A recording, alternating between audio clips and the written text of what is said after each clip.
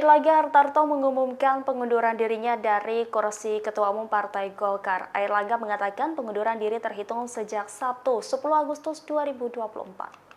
Airlangga mengaku mundur karena ingin menjamin keutuhan Partai Golkar di tengah proses transisi masa pemerintahan yang akan berlangsung dalam waktu dekat.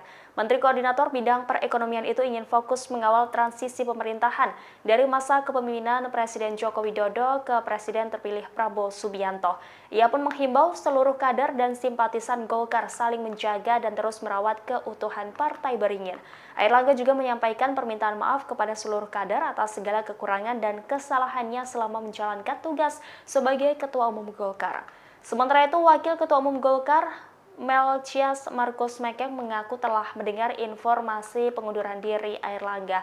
Ia juga tidak menampik kabar yang menyebutkan bahwa Wakil Ketua Umum Golkar, Agus Gumiwang Kartasasmita, yang akan menggantikan Airlangga sebagai pelaksana tugas Ketua Umum Golkar. Namun, dia belum membeberkan informasi lebih lanjut perihal pengunduran diri Airlangga ini. Saya Airlangga Hartarto, setelah mempertimbangkan dan untuk menjaga keutuhan Partai Golkar dalam rangka memastikan stabilitas transisi pemerintahan yang akan terjadi dalam waktu dekat, maka dengan mengucapkan Bismillahirrohmanirrohim serta atas petunjuk Tuhan Yang Maha Besar, maka dengan ini saya menyatakan pengunduran diri sebagai Ketua Umum DPP Partai Golkar. Pengunduran diri ini terhitung sejak semalam, yaitu Sabtu 10 Agustus 2024.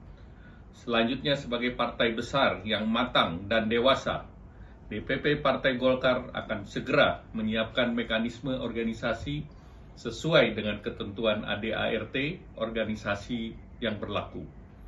Semua proses ini akan dilakukan dengan damai, tertib, dan dengan menjunjung tinggi marwah Partai Golkar.